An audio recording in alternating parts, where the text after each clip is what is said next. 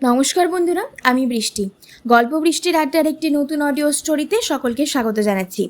আশা করছি তোমরা সকলে ভীষণ ভালো আছো, আর আমরাও তোমাদের ভালোবাসায় এবং আশীর্বাদে বেশ ভালো রয়েছি। তো আজকে আবার একটি নতুন পর্ব নিয়ে হাজির হয়ে গেছি। গল্পটা কিন্তু পুরনো গল্প। গল্পের নাম হলো অনুসুয়া, লিখেছেন সুমন। আজকের পর্ব 4। বাইরের ওয়েটিং রুমে বসে আছে অনুসুয়া। কিছুক্ষণ আগে ওকে সিইওর রুম থেকে স্যার বাইরে বসতে বলেছেন। এখন মনে মনে ভাবছে, এটা হচ্ছে কি ওর সাথে? স্যারের অ্যাসিস্ট্যান্ট লাগবে, অথচ স্যার নিজেই জানে না। এটা কেমন অফিস? এবার ভাবছে চাকরিটাও সত্যি থাকবে তো, কিন্তু ওর জয়েনিং হয়ে গেছে, তাহলে আশা করে ওর চাকরি যাবে না। এই পদে না হোক, অ্যাকাউন্টেন্সির জুনিয়র পদে তো ওর জয়েনিং করার কথা, কারণ ও ওই পদের জন্যই ইন্টারভিউ দিতে গিয়েছিল, আর ইন্টারভিউর অ্যাডেও সেটাই লেখা ছিল। কিন্তু ওকে ওই অ্যাসিস্ট্যান্ট পদে নেওয়া হলো।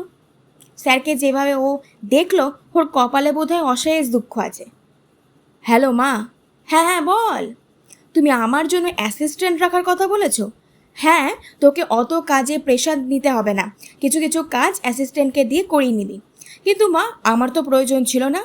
দেখ, কোম্পানির কোনটা ভালো কোনটা খারাপ সেটা তুই বুঝবি, কিন্তু তোর কোনটা ভালো আর কোনটা খারাপ সেটা আমি বুঝবো।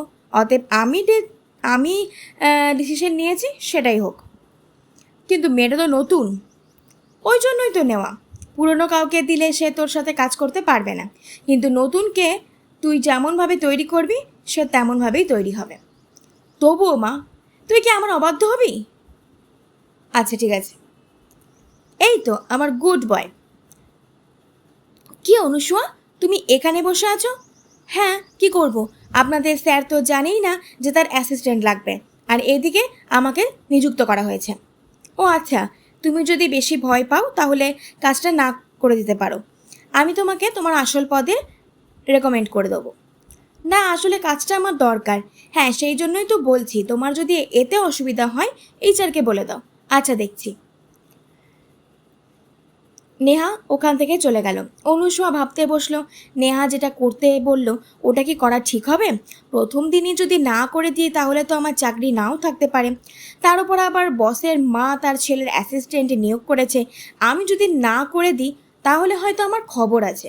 ধুর, ভালো লাগে না, কি যে হচ্ছে আমার। নিজের মনে বকবক করতে লাগলো। হ্যাঁ, আবার স্যারের রুমে ডাকলো। দুগ্গা দুগ্গা করতে করতে স্যারের রুমের দিকে এগিয়ে গেল। আসবো স্যার? হ্যাঁ হ্যাঁ আসুন। অনুসুয়া আবারও ভেতরে প্রবেশ করে চুপচাপ দাঁড়িয়ে রইল। আরে, দাঁড়িয়ে রইলেন কেন? বসুন। দেখুন, আমার কোনো অ্যাসিস্ট্যান্টের প্রয়োজন নেই, কিন্তু আমার মায়ের আদেশ, তাই ফেলতেও পারবো না। তাই এক কাজ করবেন, আপনি অ্যাসিস্ট্যান্ট হিসেবেই জয়েন থাকুন, কিন্তু আপনাকে খুব বেশি কাজ করতে হবে না। অবশ্য না করলেও চলবে, আপনার বেতন ঠিক ঢুকতে থাকবে। মনে মনে বলছে, স্যার কী সব বলছে, এনার কি মতিভ্রম হলো? কিন্তু আপনি যদি না আসেন তাহলে আমার অফিসের কলিগগুলো আমার মাকে জানিয়ে দেবে। তাহলে এক কাজ করবেন, আপনি আসবেন, জয়েন করবেন, তারপর যা ইচ্ছে করবেন, তবে ছুটির সময় বাড়ি চলে যাবেন। হ্যাঁ, এটাই ঠিক হবে।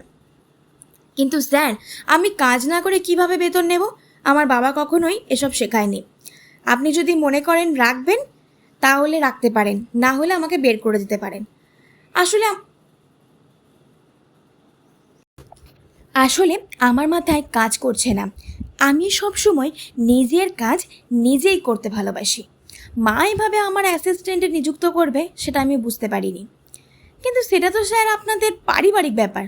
হ্যাঁ সেটাই তো, আপনাকে যে আমি কী কাজ দেব সেটাই বুঝতে পারছি না। আচ্ছা, এক কাজ করুন, আজকে আপনি বাড়ি চলে যান। আমি আজকে ভেবে নিই, কাল থেকে আপনাকে হালকা কিছু কাজ দেব। অনুসু আর কিছু বলল না, কি বলবে সেটাই সে খুঁজে পাচ্ছে না। স্যারের রুম থেকে বেরিয়ে একবার এইচআরের রুমে গেল। স্যার আসবো? হ্যাঁ হ্যাঁ এসো। স্যার তো আমায় ছুটি দিয়ে দিল। ও আচ্ছা, তাহলে তো খুবই ভালো, প্রথম দিন তোমাকে কোনো কাজ করতে হলো না। কিন্তু বুঝতে পেরেছি, তোমাকে টেনশন নিতে হবে না।